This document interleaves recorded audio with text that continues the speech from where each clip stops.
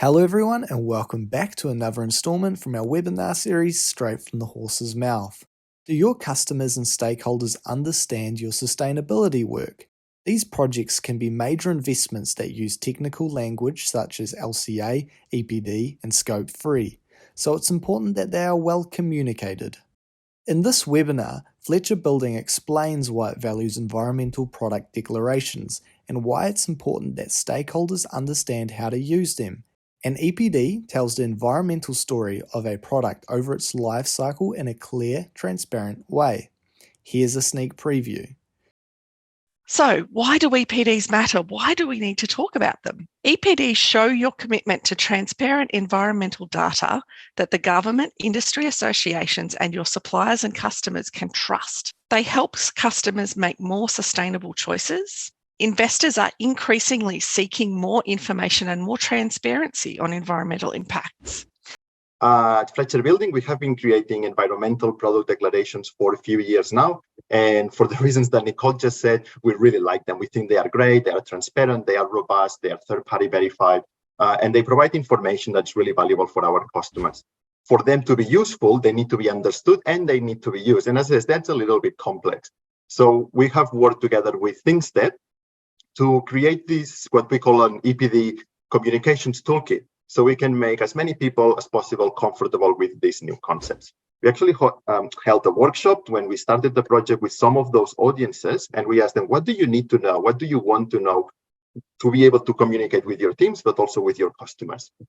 And then thinkstep went away and created those documents for us in collaboration and, checking them and making sure they are really reflecting what we needed. And they come back with this factual, but very simple, plain English document. They also have great graphics that are not only part of the document, but we can extract it and reuse them in any other communication we want to have. And I think that was key when we created this project. This was never supposed to be a document that you take and read.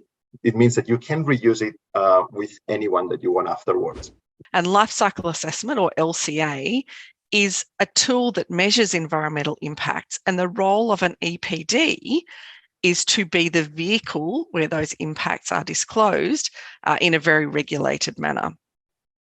I really enjoyed how Ferran talked about the EPD comms toolkit and how they made specific packs for various specific stakeholder groups. With that, let's get started. Hello and a very warm welcome back to our webinar series. My name's Nicole Sullivan, Head of Strategy and Impact Australia at thinkstep-anz. I'm your host for the next half an hour. Today, we're joined by Ferran, Sustainability Manager at Fletcher Building. It's great to have such a good audience here today, and some of you might not know us. So a quick thinkstep-anz intro. We are passionate about helping organisations to succeed sustainably, and we help with detailed studies like life cycle assessments, environmental product declarations, carbon footprinting, designing circular economy systems, and strategic sustainability projects. We've been doing this for over 15 years in Australia and New Zealand. So our guest today is Ferran from Fletcher Building. Ferran works to embed sustainability in every decision Fletcher Building make across their 25 businesses.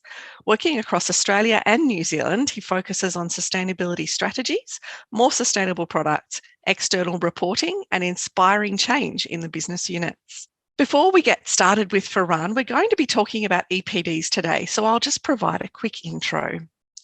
An environmental product declaration, or EPD, is a third-party verified disclosure of the environmental impacts of a product.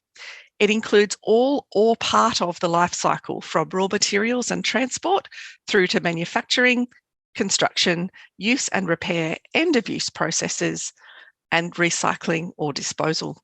So why do EPDs matter? Why do we need to talk about them? EPDs show your commitment to transparent environmental data that the government, industry associations, and your suppliers and customers can trust. They help customers make more sustainable choices. Investors are increasingly seeking more information and more transparency on environmental impacts. They do help you to benchmark and show improvement over time with your product impacts, and they are part of green building and sustainable infrastructure demands now. In particular, EPDs can be used as evidence of product impacts and transparency in Green Star across Australia and New Zealand, Homestar in New Zealand, and infrastructure sustainability or IS rating systems across both countries. Different rating tools have credit topics which include EPDs and project level life cycle assessment that EPDs can support. They're also becoming part of regulation. Programs like MB's Building for Climate Change will require EPD information. In the next 1 to 2 years, MB is planning to introduce mandatory disclosure of embodied carbon for new buildings. EPDs provide information for calculating this. In Australia, NABERS, the National Australian Built Environment Rating System, is developing a tool to measure embodied carbon. EPDs are the preferred source of data in that tool. EPDs give trusted information that's publicly available. Producing EPDs helps to lower environmental impacts through analysing manufacturing processes, lower risks by understanding manufacturing at a granular level across the whole process at once, build brand loyalty through transparent and verified publication of data, build market share by responding to transparency requirements with product-specific data, and finally, build stronger relationships and engaged employees. Creating trust through transparency builds relationships, and we're seeing employees respond to the transparency and accountability of their employers. So with that quick overview, I'd like to introduce you to Ferran, and Ferran's going to let us know what's happening at Fletcher Building. Over to you, Ferran. Cool. Thank you very much, Nicole. Tēnā koutou ko Ferran toko ingoa. As Nicole says, I'm Ferran de Miguel and I am Sustainability Manager at Fletcher Building. If we are to decarbonize the construction sector, we all need to get comfortable with new concepts coming our way. Things like environmental product declarations, embodied carbon, global warming potential. They can be slightly complex concepts, and so we need to make sure that we make everyone in the value chain comfortable with them. At Fletcher Building, we have been creating environmental product declarations for a few years now. And for the reasons that Nicole just said, we really like them. We think they are great, they are transparent, they are robust, they are third-party verified, and they provide information that's really valuable for our customers. But for them to be useful, they need to be understood and they need to be used. And as I said, that's a little bit complex. So we have worked together with thinkstep to create this, what we call an EPD communications toolkit, so we can make as many people as possible comfortable with these new concepts. So today I will be talking a little bit about us, so you know who Fletcher Building is, about why do we like environmental product declarations and how we are talking about them with our customers. So Fletcher Building, we have the purpose of improving the world around us through smart thinking and simply deliver. And I think this purpose really reflects the talk we are having today. So improving the world around us using low carbon products through smart thinking, using tools like life cycle assessment, but we need to deliver it simply. So how do we communicate those complex things with everyone, with the value chain and also with our customers? Fletcher Building, we are around 15,000 people around New Zealand and Australia, and we cover most of the entire construction value chain. So we manufacture some products, things like concrete, plasterboard, plastic pipes, and we distribute them in our distribution channels like Placemakers and Micro and Tumu here in New Zealand. And in those distribution channels, we also sell from many other suppliers. We also build homes here in New Zealand, and we have construction for infrastructure projects also here in New Zealand. And in Australia, we also manufacture products with well-known brands like Laminex or Fletcher Insulation, and we distribute also some of those products in trailing. In late last year, we actually released our new sustainability strategy, which has 5 strategic goals. I'm not going to go into detail into them because I don't want to give you too much information, but that's, if you want to know, we just released a brand new sustainability site in our website. So if you go to fletcherbuilding.com, you will find all the information from all those goals, what are we doing about them, our targets, our years, and everything you want to know about them. Today, I will focus on the last 3 goals because they are more related to environmental product declarations. The first 2 goals are our social sustainability goals. So we want a safe, diverse, and inclusive workspace. The second one is our community at the heart of what we do. And I said the last 3 are more our environmental sustainability goals: net positive environmental impact, leading the way in sustainable building products and solutions, and circular economy commitment across our business. If we want to have a positive environmental impact, this is the aim, this is the ultimate goal, we actually need to understand where we are now. And this is great that we can use environmental product declarations to see what we have now in terms of environmental impact of our products. Leading the way, as I said, we have been working for a long time on developing those EPDs to be as transparent as possible and to encourage everyone to create their own, and so our customers can use them. And circular economy is not typically a thing that is disclosed in environmental product declarations. But when you do a life cycle assessment of your product to be able to disclose it in the EPDs, you actually get a lot of information that happens in all parts of your product life cycle, which is really important information when you need to start addressing the circularity. And if you actually keep an eye on some upcoming EPDs, we have actually started adding material circularity indicator on those EPDs. So we can start addressing and disclosing circularity also within our EPD. So keep an eye on the ones that are coming. So why are EPDs important for Fletcher Building? This is really mirroring just what Nicole have just said. They give science-based, standards compliant, and independently verified information, which for us means is the opposite of greenwashing. It's not us saying something. We have actually made all the data, all the calculations, and it gives us all the robust background information to be able to talk to our customers without greenwashing. It does help our customers make informed choices. They can see this is Fletcher Building product, this is the competitor, which one do I want to go for? And I think that's really healthy, that we can all basically competing to have the best product with the lowest environmental impact. So I think that I really like that part. And as Nicole said, you can use all the especially embodied carbon information that comes in an EPD in all the calculators that are popping up to calculate for residential, for buildings, or for infrastructure projects. For us internally, it really helps us understand the environmental impact of our product, as I said, across the entire life cycle, which means we can find where are the best places for us to address and lower that environmental impact. In some places, it will be at the beginning in raw materials, and in some other places will be actually in the use phase, so actually after our gate. So how are we dealing with those environmental impacts to reduce them? And as Nicole said, our investors are really actively asking what are we doing in terms of certification and transparency, and EPDs are great for it.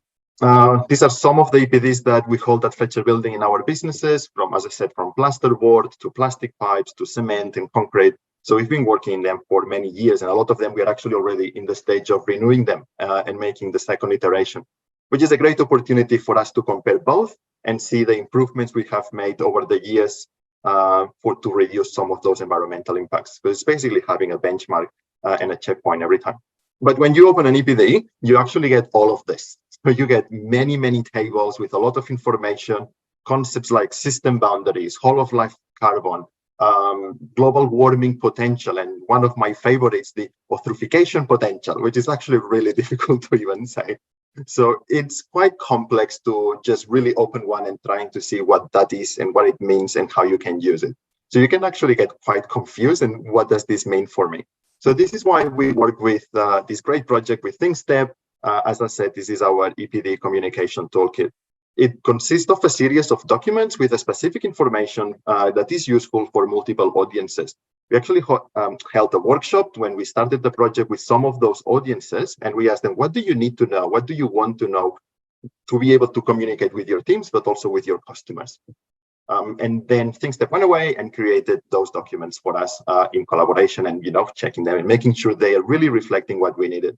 And they come back with this factual, but very simple, plain English document.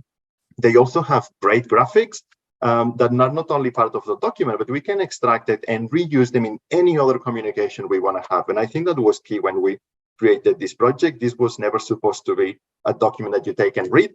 It means that you can reuse it with anyone that you want afterwards. So we created specific documents for, as you say, 6 different audiences. The first one is for our sales and specification representatives, and that's to make them comfortable when they go and talk to customers. They are basically our front line with customers, so they need to understand what an EPD is and what does it mean for the customer. So we wanted to make them comfortable when they go and do that.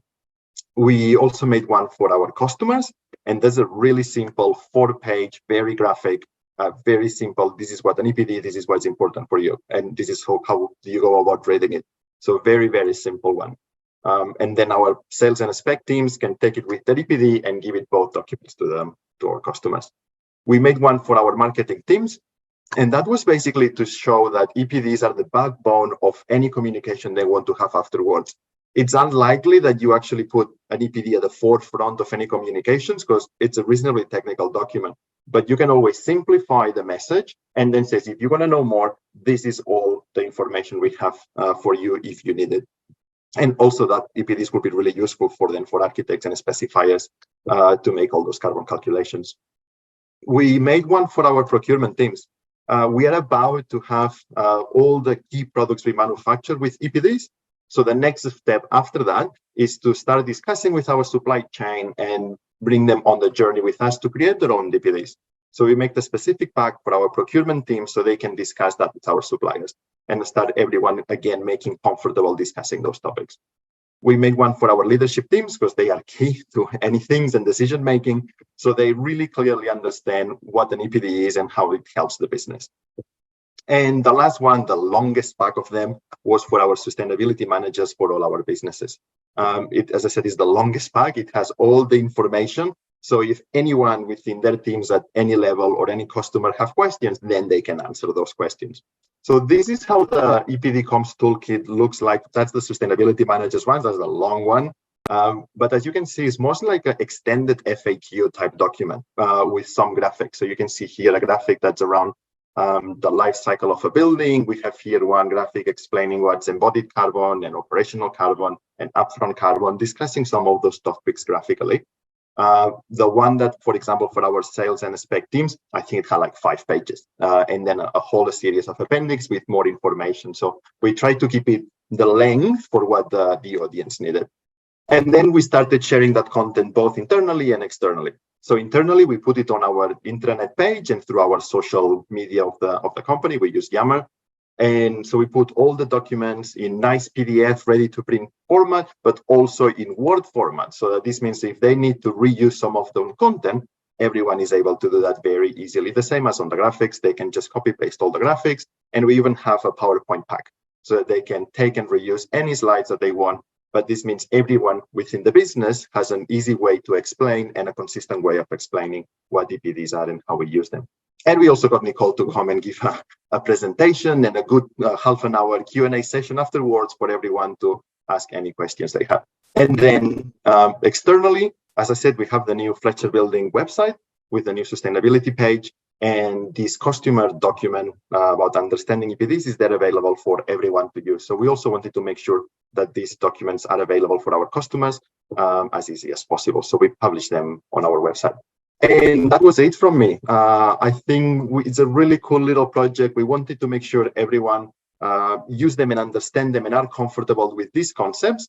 And I think now Nicole will show you a little bit some of the content that is part of that communications toolkit.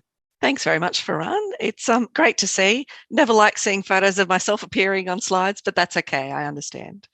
It was a great session with Ferran's team, really unpacking not just content in terms of presenting through what EPDs are and a much longer version of this, but also really getting to work through the questions that his team had in terms of how does this really apply to me in my role to my customers, and they're always the bits that I love. So we'll just have a quick look at some of the content that was built into that. And on the next slide, you'll see a graphic that you've just seen as part of that content. So every EPD starts with a life cycle assessment. Life cycle thinking looks at the whole life cycle of the product. So looking at the environmental impacts involved in sourcing and transporting materials, making the product, transporting it to a site or a customer, using it, and then disposing of it or recycling it at the end of its life. And life cycle assessment, or LCA, is a tool that measures environmental impacts, and the role of an EPD is to be the vehicle where those impacts are disclosed in a very regulated manner. So the EPD contains the environmental story of a product over its life cycle. So it is a clear, simple format, although as Ferran pointed out, there can be a lot of complexity in what is actually presented there. But it does contain trusted information that is science-based, based on international standards. It's independently verified. It's a globally recognised format that's always publicly available and usually in building products valid for 5 years. And as you can see in that graphic there, it is really like presenting a nutrition facts panel on food. It has those tables of the standard facts that people need to know when it comes to environmental impacts. It does give you the data. It's important to note that EPDs do not judge a product as environmentally good or bad. A product with an EPD is not necessarily environmentally better than a product without one. They just list and disclose a product's environmental impacts, letting users make informed choices. I would say, though, that you might like to think about if a company chooses to be transparent and they choose to invest in that transparency, I think on average they're more likely to be a responsible supplier in terms of their environmental choices. EPDs don't include all impacts, though, so they do exclude some impacts, such as biodiversity or potentially social impacts like communities or modern slavery. There are strict rules as to how an EPD is created, and the verifier ensures that the EPD complies with those rules. So they're called product category rules, or a PCR. A PCR defines how product manufacturers must collect and model the data they communicate in their EPDs. EPDs for the same product must follow the same rules in the same program that they're published. Thanks to these common rules, users can compare EPDs for the same product from different manufacturers. And for building products that are published in a program like EPD Australasia, they need to follow EN 15804, and A2 is the second amendment to that standard, and generally a product category rule for construction products. With that, what I would like to do is actually get to hopefully a really interesting part of the presentation where we actually get to field your questions. So there are a couple of questions or comments there, but please pop your questions and comments in. Carolyn had noted, Ferran, that she's very interested as she has a master's in the SDGs. So it's really good to see the works that's been started since 2015 by Fletcher's. So congratulations for that. Jeff did have a question for you. He asked, what sustainability initiatives are Fletcher's currently working on for implementing end of life for GIB waste?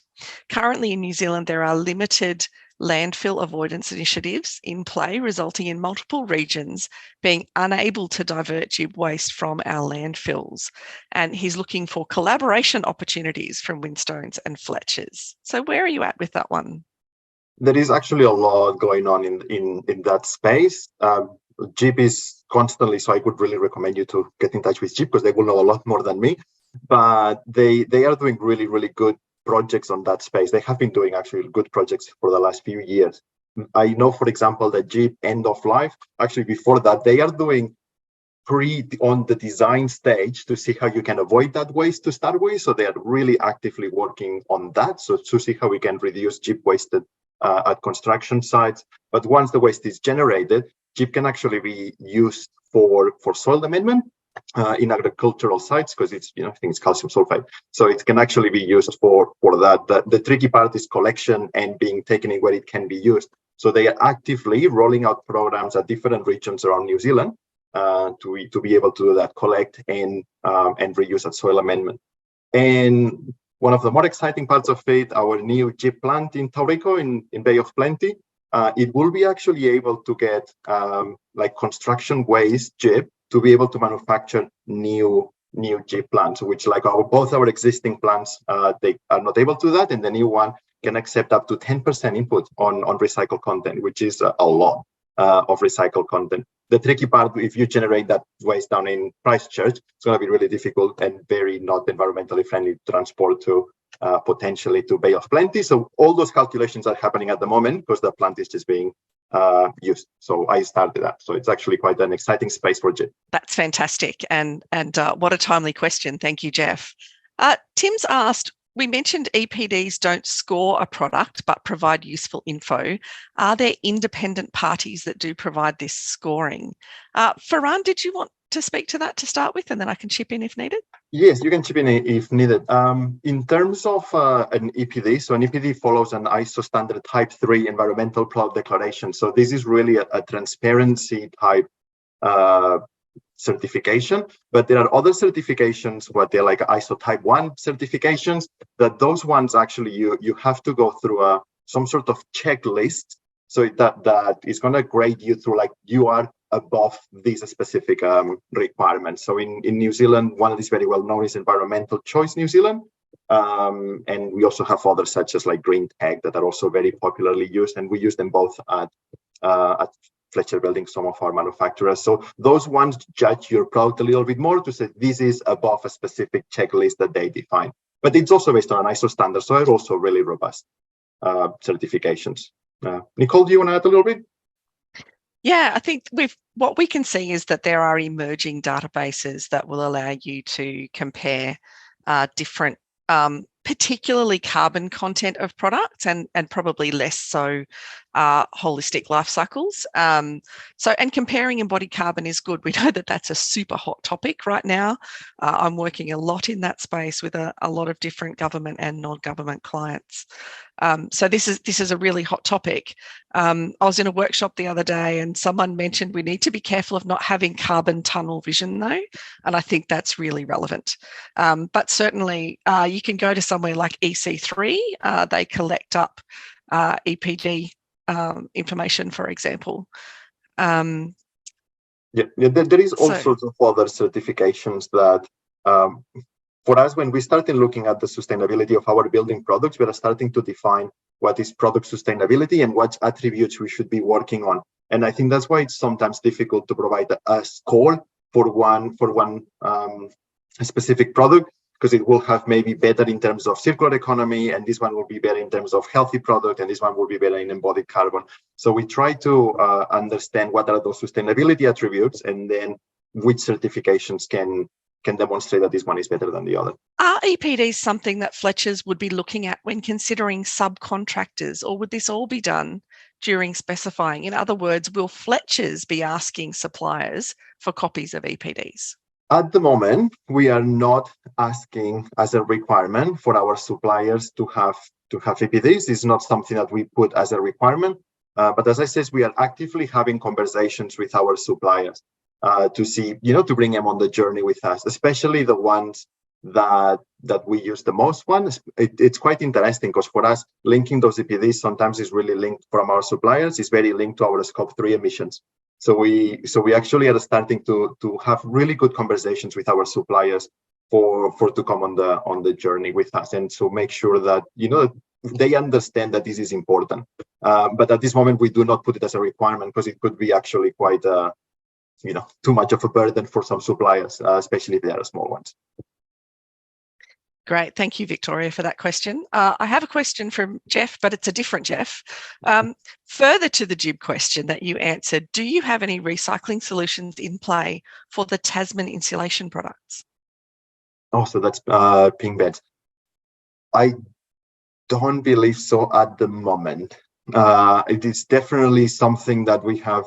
I am part of the innovation and sustainability team at Fletcher Building, and I know that circular economy, it's something that is very important for all our businesses. So it's something that we are trialing things, but I would need to double check with Tasman, or actually Comfortech. That's that's the new business name. I would have to check with Comfortech to see if they have something. I know they have something on packaging.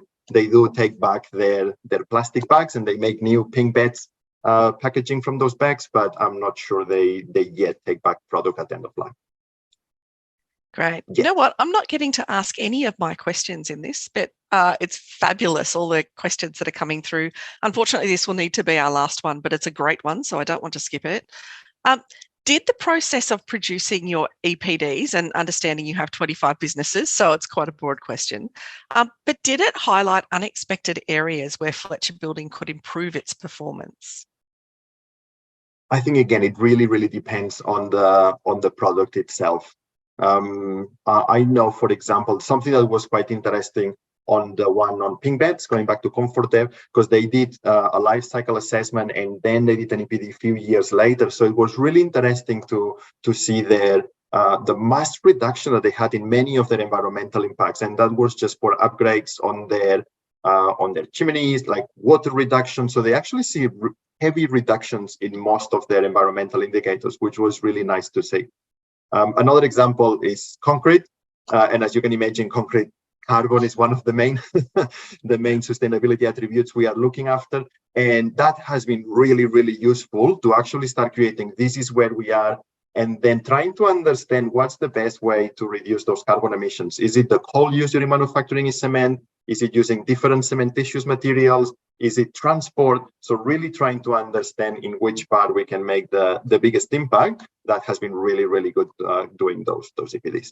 Yeah.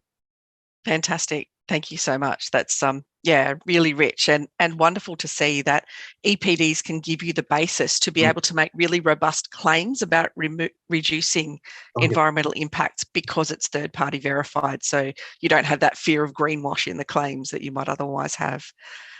Unfortunately, that brings us to the end. I'm sure we could have asked you many more questions, but in some ways you can just never ask enough. Thank you so much, Ferran, for your insights. And thank you to all of you for attending too. A recording of this webinar will be on the thinkstep-anz website next week. Thanks again and have a great day. Thank you.